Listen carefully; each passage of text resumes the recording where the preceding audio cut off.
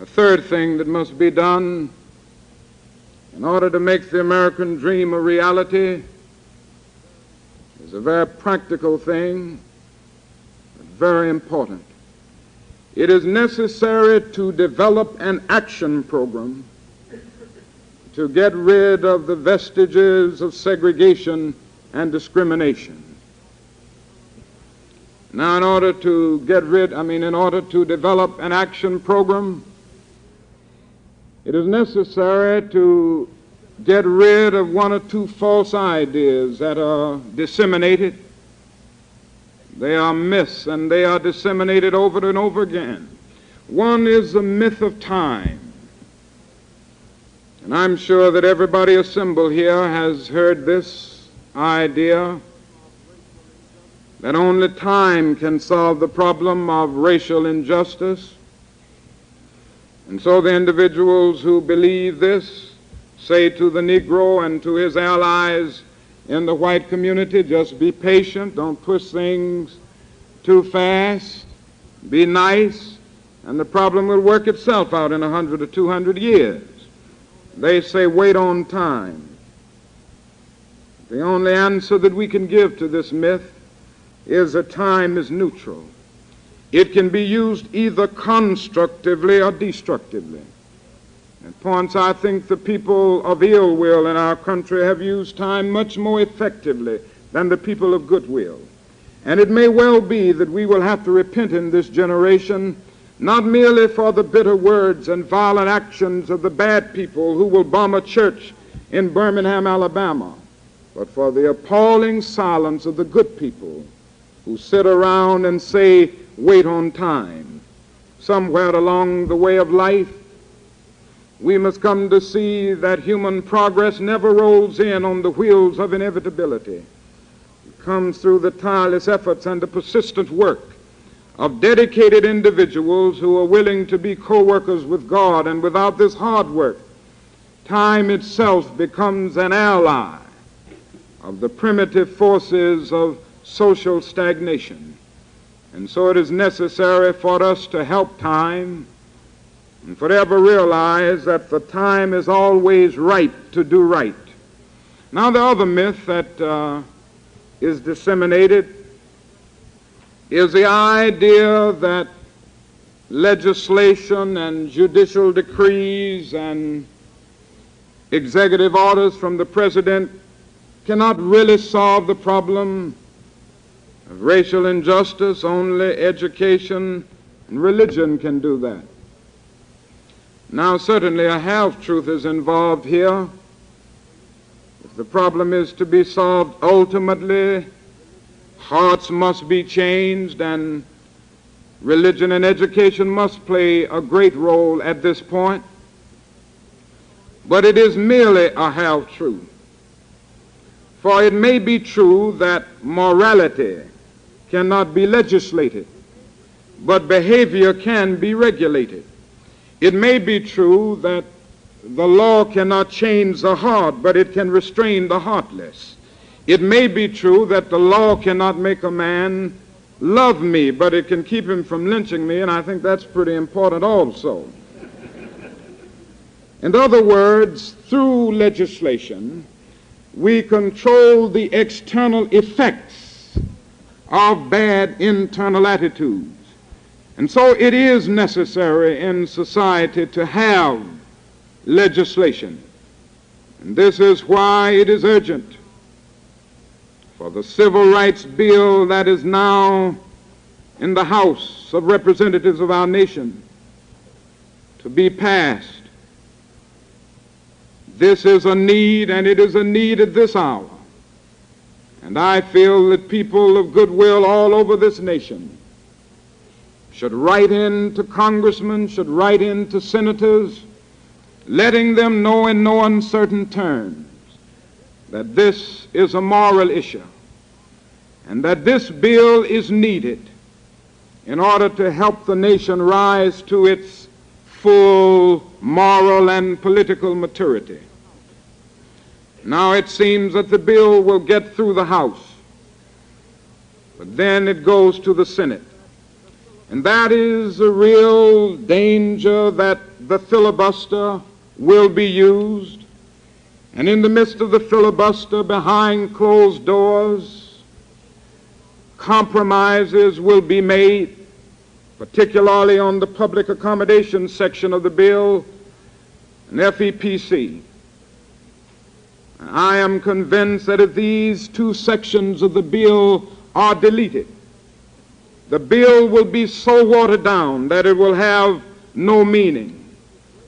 And this already ugly sore of racial injustice on the body politic of our nation may suddenly turn malignant, and we may be inflicted with an incurable cancer that will totally destroy our political and moral health.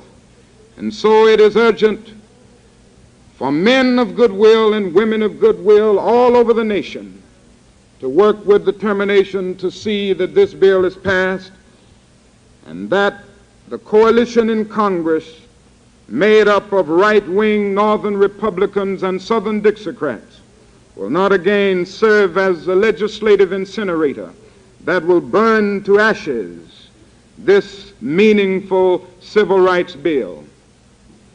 Several months ago, a great, intelligent, vigorous young man stood before the nation, and he said, the issue of civil rights is not merely a political issue, it is not merely an economic issue. It is at bottom a moral issue. It is as old as the Scriptures and as modern as the Constitution. It is a question of whether you will treat your neighbors as you would like to be treated. And on the heels of that great speech, he presented to the Congress of our nation this comprehensive package of civil rights legislation, the most comprehensive and the strongest civil rights bill ever presented by any president. And since that time, a dark moment has come to our nation. That young man has been assassinated. Now he belongs to the ages. But it is tragic indeed that the question of civil rights is still being debated. And it will be debated in the Senate to the point of a filibuster probably. And this is tragic indeed. For I'm convinced that one of the greatest tributes that the nation can pay to the late President Kennedy is to see that this bill that he recommended to the Congress will pass, and pass without being watered down at any point. I also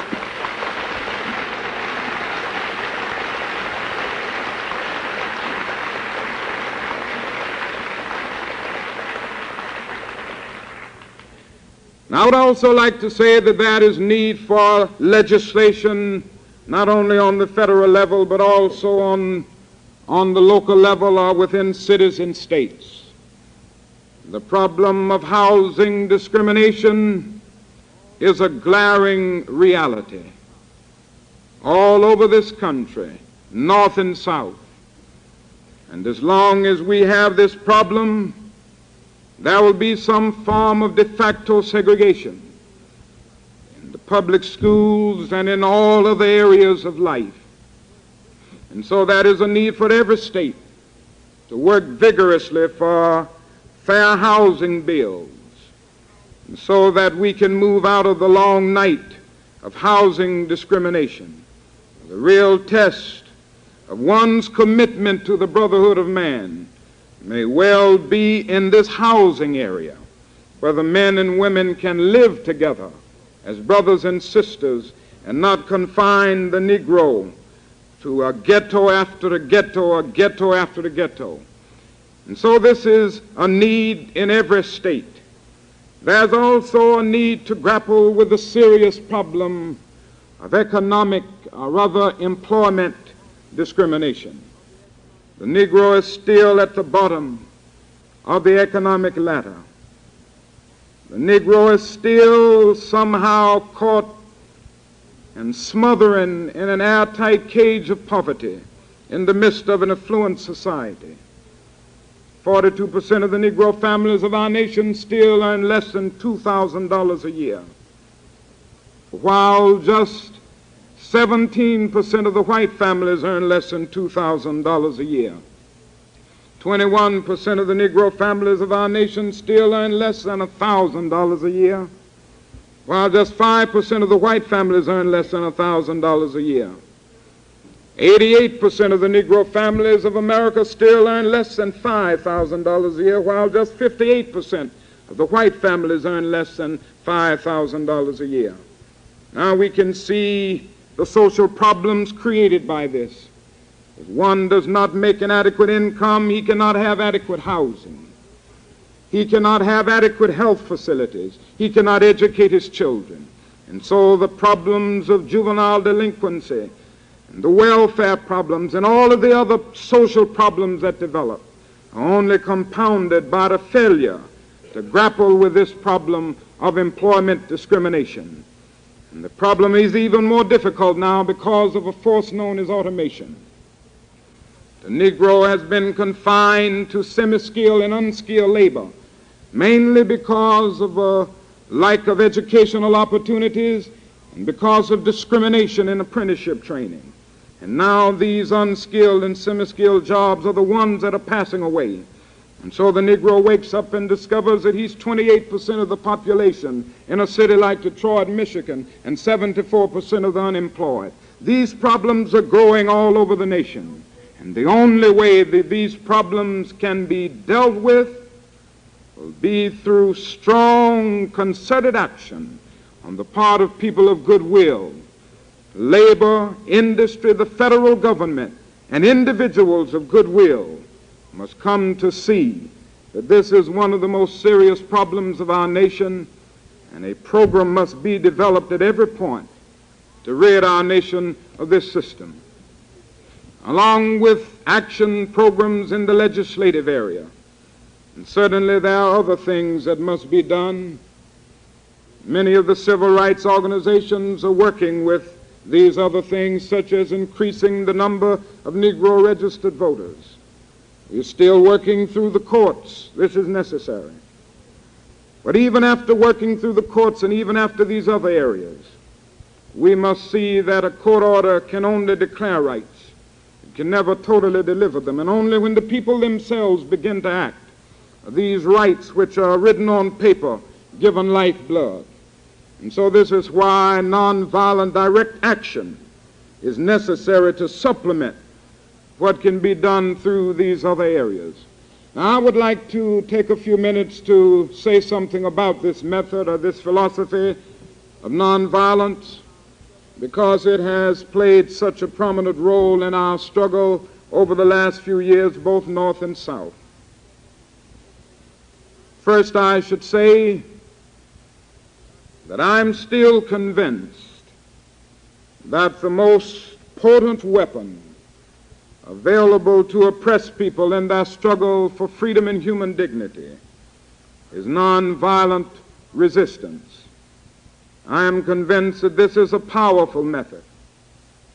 It disarms the opponent. It exposes his moral defenses. It weakens his morale, and at the same time, it works on his conscience, and he just doesn't know how to deal with it. If he doesn't beat you, wonderful. If he beats you, you develop the courage of accepting blows without retaliating. If he doesn't put you in jail, wonderful. Nobody with any sense loves to go to jail. But if he puts you in jail, you go in that jail and transform it from a dungeon of shame to a haven of freedom and human dignity. Even if he tries to kill you, you develop the inner conviction that there are some things so precious, some things so dear, some things so eternally true, that they are worth dying for. And in a sense, if an individual has not discovered something that he will die for, he isn't fit to live. This is what the nonviolent discipline says. And that is something about this that disarms the opponent, and he doesn't know how to deal with it. Another thing about this method is that it makes it possible for individuals to struggle to secure moral ends through moral means. One of the great debates of history has been over this whole question of ends and means. There have been those individuals who have argued that the end justifies the means. Sometimes whole systems of government have gone down this path. I think this is one of the great weaknesses and tragedies of communism. It is right here that there's often the attitude that any method, any means can be used to bring about the goal of the classless society. This is where the nonviolent philosophy would break with communism or any other system that argues that the end justifies the means, because in a real sense, the end is pre-existent in the means. The means represent the ideal in the making and the end in process. And somehow in the long run of history, immoral means cannot bring about moral ends. And so the nonviolent philosophy makes it possible for individuals to work to secure moral ends through moral means.